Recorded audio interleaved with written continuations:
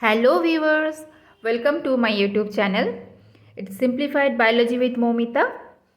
আজকে আমি যে টপিকটা নিয়ে এসেছি সেটা হচ্ছে ব্লাড ক্লটিং মেকানিজম।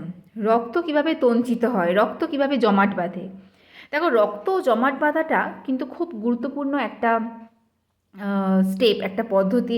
কারণ কোথাও যদি আমাদের ইনসিশন হয় ব্লাড ভেসেলের মধ্যে, রক্তবাহের মধ্যে, তখন সেখান থেকে যদি রক্ত বেরিয়ে যেতে থাকবে, তাহলে সেই জায়গাটা ইমিডিয়েটলি বন্ধ হওয়াটা কিন্তু খুব গুরুত্বপূর্ণ একটা পদ্ধতি। অনেক ছাত্রদের মধ্যেই আমি দেখেছি যে এই ক্লটিং প্রসেসটা ঠিক মতন বুঝতে পারে না, অনেক স্টেপ তার মধ্যে লেখার সময় উত্তরে বাদ চলে যায়। তো এসো সহজভাবে আমরা আজকে এই ক্লটিং মেকানিজমটা বুঝে নিই। আমার ভিডিওটা পুরোটা দেখবে, শেষে গিয়ে দেখবে তোমাদের ক্লটিং মেকানিজম নিয়ে আর কোনো ডাউট নেই, খুব সহজেই তোমরা বুঝে যাবে। আচ্ছা, ক্লটিং জিনিসটাকে আমরা কোয়াগুলেশনও বলি, ঠিক আছে? ব্লাড ক্লটিং পদ্ধতি, ক্লটিং বা তঞ্চনকে আমরা কোয়াগুলেশনও বলতে পারি, যেটার মানে হচ্ছে যখন রক্ত বেরোনোটা বন্ধ হয়ে গেল, সেটাই হচ্ছে ব্লাড ক্লটিং বা ব্লাড কোয়াগুলেশন। আর হিমোস্ট্যাসিস মানে হচ্ছে বডির, আমাদের শরীরের একটা ন্যাচারাল প্রসেস যেটা রক্ত বেরোনোকে বন্ধ করে দেয় এবং সেই ব্লাড ভেসেল যেখান থেকে বেরিয়ে আসছিল রক্তটা, সেটাকে রিপেয়ার করে দেয়। এটাকে বলে হচ্ছে হোমিওস্ট্যাসিস। চলো আমরা প্রসেসের ডিটেলসে ঢুকি। পুরো রক্ততঞ্চনের পদ্ধতিকে আমরা তিনটে ভাগে ভাগ করেছি। প্রথমটা হচ্ছে ভ্যাসকুলার স্প্যাজম বলে। দেখো, এই পদ্ধতিতে কি হয়, এখানে এটা ভ্যাসো কনস্ট্রিকশনও বলে এটাকে। যখন কোথাও কেটে যায় আমাদের ব্লাড ভেসেলে, কোথাও যদি কোনো ছেদ ঘটে, তখন কি হয়, সেখান থেকে তো রক্ত বেরিয়ে যেতে থাকে। এবার সেই মুহূর্তে কি হয়, আমাদের বডি কী করে, ভ্যাসো কনস্ট্রিকশন করে, ব্লাড ভেসেলসকে দুদিক থেকে চেপে দেয়। এখানে বাইরের দিকে একটা লেয়ার থাকে যেটাকে এন্ডোথেলিয়াল লেয়ার বলে, তার নিচে একটা টিস্যু থাকে, কানেকটিভ টিস্যু, যেটাকে বলে কোলাজেন। ঠিক আছে? আর এইখানে কি হয়, ইমিডিয়েটলি আমাদের একটা মেসেজ যায় শরীরে এবং ব্রেনে, সেখান থেকে এসে আমাদের ভ্যাসো কনস্ট্রিকশন করে। ভ্যাসো কনস্ট্রিকশন হলে কি হবে, দেখো, যে পরিমাণ রক্ত এখান দিয়ে বয়ে যাচ্ছিল সেই পরিমাণ রক্ত যাবে না। যেই এর লুমেনটা সরু হয়ে যাবে, তখন কম পরিমাণ রক্ত যাবে এবং কম রক্ত বেরোতে থাকবে। তো এটা হচ্ছে একটা বডির ইমিডিয়েট অ্যাকশন বডি নিয়ে নেয় যখনই কোথাও কোনো ছেদ ঘটে। এই কনস্ট্রিকশনটা হওয়ার জন্য এখানে যেহেতু কিছু সেল ভেঙে যায়, সেই সেল থেকে কিছু কেমিক্যাল বেরিয়ে আসে, যেগুলো হচ্ছে কি কি, প্রস্টাগ্ল্যান্ডিন, থ্রম্বক্সিনেট টু, সেরোটোনিন, নরঅ্যাড্রিনালিন এবং এন্ডোথ্যালিন। এই যে নামগুলো আমি বললাম, এরা হচ্ছে ওই ভেঙে যাওয়া সেলগুলো থেকে বেরিয়ে আসে এবং এসেই সঙ্গে সঙ্গে মেসেজ দেয় এবং ভ্যাসো কনস্ট্রিকশন করাতে থাকে। তো ক্লটিং প্রসেসের ফার্স্ট স্টেপ হচ্ছে কি, ভাস্কিউলার স্প্যাজম, বা এটাকে আমরা ভ্যাসো কনস্ট্রিকশনও বলতে পারি। দেখো, সেকেন্ড স্টেপ হচ্ছে প্লেটলেট প্লাগ। এটা কি হচ্ছে, দেখো, একটু আগে আমি বললাম যে এন্ডোথেলিয়াল লেয়ারের নিচে কিছু কানেকটিভ টিস্যু থাকে যেটাকে আমরা কোলাজেন বলি। তো সেই কোলাজেন ফাইবারসগুলো কিন্তু সেই সময় বেরিয়ে আসছে এবং এই কোলাজেন ফাইবারগুলো নেগেটিভলি চার্জড হয়। তো এই এন্ডোথেলিয়াল লেয়ার এবং প্লেটলেটগুলো থাকে এখানে। ব্লাডের মধ্যে তো আরও অনেক সেলস আছে, আরবিসি আছে, ডব্লিউবিসি আছে, প্লেটলেটস বা যেটাকে আমরা অনুচক্রিকা বা থ্রম্বোসাইটও বলতে পারি। তো কি হয়, এন্ডোথেলিয়াল আর প্লেটলেটসগুলো তাদের উপস্থিতিতে এখানে একটা ফ্যাক্টর বেরিয়ে আসে। সেই ফ্যাক্টরটার নাম হচ্ছে ভন উইলিব্র্যান্ড ফ্যাক্টর। ঠিক আছে? তো এই ফ্যাক্টরটা কেন আসে, দেখো, এখানে কোলাজেন ফাইবার্স, সেই কোলাজেন ফাইবার্সগুলো কিন্তু নেগেটিভ, আবার যে প্লেটলেটসগুলো থাকে তারাও কিন্তু নেগেটিভলি চার্জ। তো একটা নেগেটিভের সাথে একটা নেগেটিভ কীভাবে জোড়া লাগবে, তখন সেখানে মধ্যস্থতা করার জন্য আসে হচ্ছে এই ফ্যাক্টরটা, ভন উইলিব্র্যান্ড ফ্যাক্টর। সেই ফ্যাক্টরটা এসে কি করে, এক হাতে কোলাজেনকে ধরে আর এক হাতে প্লেটলেটকে ধরে। দেখো, আমি এই ডায়াগ্রামটাই ভালো করে বুঝিয়েছি। এই ব্লু যেগুলো দেখছো, এটা হচ্ছে ভ্যান উইলিব্র্যান্ড ফ্যাক্টরস। ঠিক আছে? এই ভ্যান উইলিব্র্যান্ড ফ্যাক্টরস এক হাতে ধরছে কোলাজেনকে আর এক হাতে ধরছে প্লেটলেটসকে। এর ফলে প্লেটলেটসগুলো এখানে একসাথে জড়ো হচ্ছে এবং এখানে প্লেটলেটসগুলো এইভাবে জড়ো হয়ে যাওয়াটাকে আমরা বলছি প্লেটলেট প্লাগ। এখন ভ্যান, এটা একটা পার্টিকুলার জিন দিয়ে এটার ফর্মেশন হয় এই ফ্যাক্টরটা। এখন অনেকের ক্ষেত্রে যদি জিনটা মিউটেটেড হয়, যদি এই ভ্যান ইলেভেন ফ্যাক্টরটা না তৈরি হয়, তখন কিন্তু এখানে প্লেটলেট প্লাগটা তৈরি হতে সমস্যা হয়। আবার কিছু মানুষ থাকেন যাদের ওভার এক্সপ্রেশন হয় এই জিনটা, তার ফলে অতিরিক্ত পরিমাণে এই ভ্যান ইলেভেন ফ্যাক্টর কিন্তু রক্তের মধ্যে ঘুরে বেড়াতে থাকে। তখন তারা কী করে, ধরে ধরে এই প্লেটলেটসগুলোকে ক্যাচ করতে থাকে। তার ফলে হয় কি, রক্ত জমাট বাঁধার কথা নয় নর্মালি, কিন্তু রক্তের বাহের মধ্যে আমরা দেখতে পাই যে রক্ত জমাট বেঁধে যাচ্ছে। সেটা হচ্ছে এই জিনের over expression of this von Willebrand ফ্যাক্টরের জন্য। ঠিক আছে, এবার আমরা চলে আসছি থার্ড স্টেপ, কোয়াগুলেশন ফেজ বা ক্লটিং পদ্ধতিতে। দেখো এখানে তো প্লেটলেটসগুলো তো জোড়া লাগছিল, এখানে একটা স্টিকি এন্ড তৈরি হচ্ছিল, তার ফলে প্লেটলেটসগুলো গিয়ে ওখানে আটকে যাচ্ছিল ভন উইলিব্র্যান্ড ফ্যাক্টরের জন্য। তো এবার এখানে তো ক্লট তৈরি হবে, আরও জমাট বাঁধবে, সেটা কীভাবে হয় সেই পদ্ধতিটাকে দুটো ভাগ করা হয়েছে, ইন্ট্রিনসিক আর একটা হচ্ছে এক্সট্রিনসিক। ইন্ট্রিনসিক হচ্ছে যেখানে এন্ডোথেলিয়া ড্যামেজ হবে সেখান থেকে ক্লটিং হয়, আর এক্সট্রিনসিক হচ্ছে যদি কোনো টিস্যু ড্যামেজ হয়।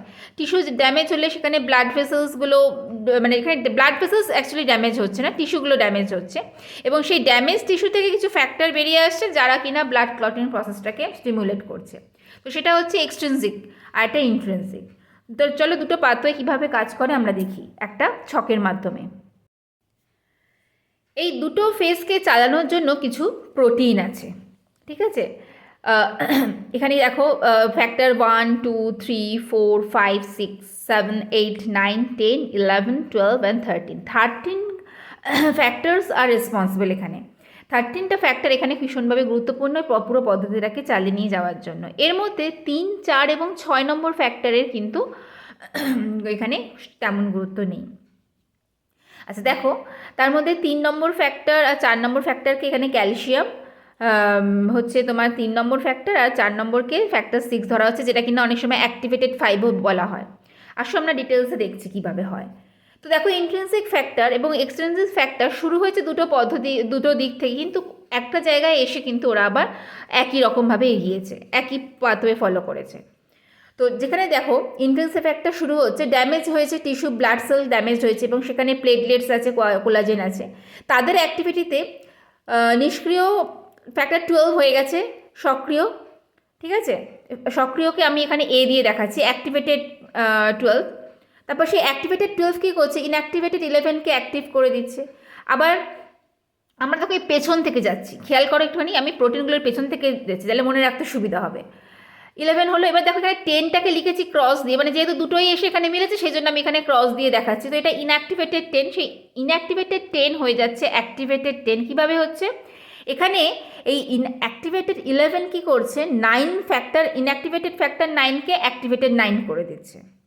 ঠিক আছে, এবার এই অ্যাক্টিভেটেড 9 কী করছে, এই ইনঅ্যাক্টিভেটেড 10কে অ্যাক্টিভ করছে। কিন্তু এই অ্যাক্টিভেটেড 9 করতে গেলে ওকে আরও 3টে জিনিস ওর কাজে লাগবে। কে?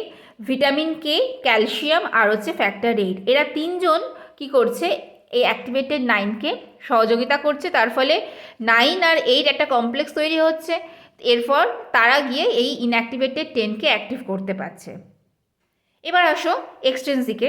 দেখো এখানে ড্যামেজ হয়েছে টিস্যু, সেখান থেকে টিস্যু ফ্যাক্টর বেরিয়েছে, সেই টিস্যু ফ্যাক্টরকে আমরা থ্রম্বোপ্লাস্টিনও বলতে পারি। তো এই টিস্যু ফ্যাক্টর ইনঅ্যাক্টিভেটেড 7 ফ্যাক্টরকে অ্যাক্টিভেটেড 7 করছে। এখানে ঠিক একই রকম আবার 7 এই 3টি উপাদানের মাধ্যমে অ্যাক্টিভেটেড করছে 10কে। সেটা হচ্ছে ভিটামিন কে, ক্যালসিয়াম আর হচ্ছে টিএফ লিখেছি, মানে টিস্যু ফ্যাক্টর বা থ্রম্বোপ্লাস্টিন আসলো। এবারে দেখো এখানে ইনঅ্যাক্টিভেটেড 10 অ্যাক্টিভেটেড 10 হলো, এখানে আরও ভিটামিন কে, ক্যালসিয়াম আর ফ্যাক্টর 5 আসলো, তবে এই অ্যাক্টিভেটেড 10 কিন্তু পরের স্টেপে কাজ করতে পারছে। আচ্ছা এবারে দেখো পরে কি হচ্ছে। এবারে এই অ্যাক্টিভেটেড 10 প্রথম বিন, যেটা প্লাজমার মধ্যেই আছে, একে আমরা ফ্যাক্টর 2 বলছি, প্রথম বিনকে থ্রম্বিনে পরিণত করছে। সেই থ্রম্বিন আবার ভিটামিন কে এবং ক্যালসিয়ামের সহযোগিতাতে ফাইব্রিনোজেনকে ফাইব্রিনে পরিণত করছে।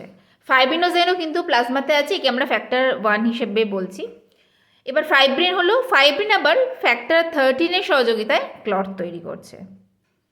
ঠিক আছে, তাহলে দেখো এখানে আমরা কিন্তু দেখতে পাচ্ছি ভিটামিন কে আর ক্যালসিয়াম কতটা গুরুত্বপূর্ণ, বিশেষ করে ফ্যাক্টর 9, ফ্যাক্টর 10, এখানে ফ্যাক্টর 2 এবং ফ্যাক্টর 7-এর ক্ষেত্রে।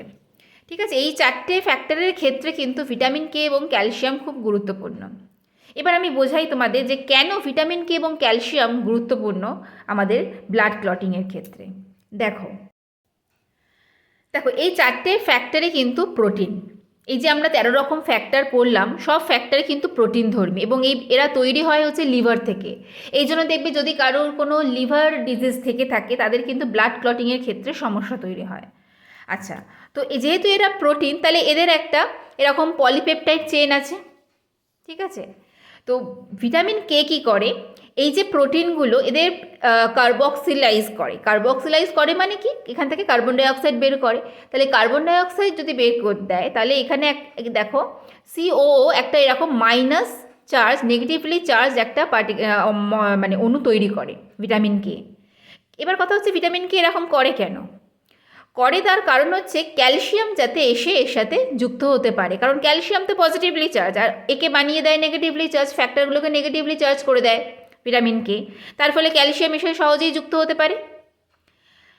আচ্ছা, ক্যালসিয়াম এসে যুক্ত হলো তো ওর একটা হাতে যুক্ত হলো, আর একটা হাতে কী হয়, এবার দেখো এই ডায়াগ্রামটাতে এই ফ্যাক্টরসগুলো এখানে আমরা আগেই বলেছিলাম যে কোলাজেন ফাইবার্সগুলো হচ্ছে নেগেটিভলি চার্জড। তাহলে ক্যালসিয়াম এক হাতে ধরলো হচ্ছে এই ফ্যাক্টরসকে, আর এক হাতে ধরলো কোলাজেন ফাইবার্সকে, তারপরে কী হলো, দুদিক থেকে ধরে ওদের জোরটা খুব মজবুত হলো।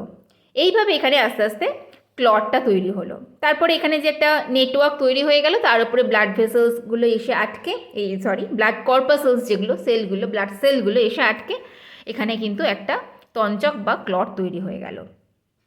তাহলে এইভাবে আমাদের কিন্তু পুরো ব্লাডটা ক্লট করে।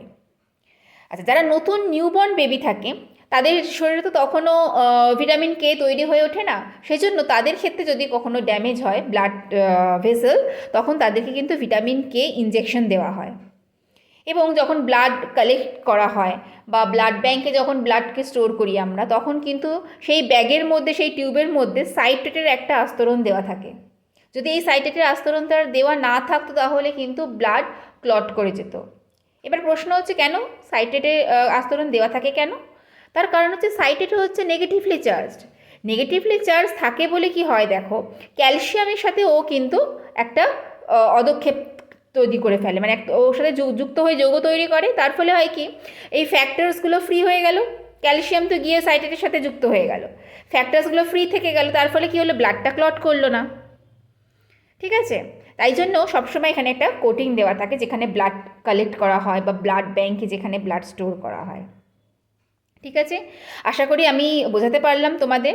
তাও যদি কোনো ডাউট থাকে, তোমাদের কোনো অসুবিধা হয় কোথাও বুঝতে, আমাকে অবশ্যই কমেন্টের মাধ্যমে তোমরা জানাও, এবং যদি কোনো টপিক সম্পর্কে জানার থাকে সেটা অবশ্যই কমেন্টে জানাও। আমি আমার নেক্সট ভিডিওতে তাহলে সেই টপিকটা নিয়েই আলোচনা করব। ভিডিওটা দেখার জন্য অনেক ধন্যবাদ। চ্যানেলের সাথে থাকো আরও নতুন নতুন টপিক সহজভাবে বোঝার জন্য। ধন্যবাদ।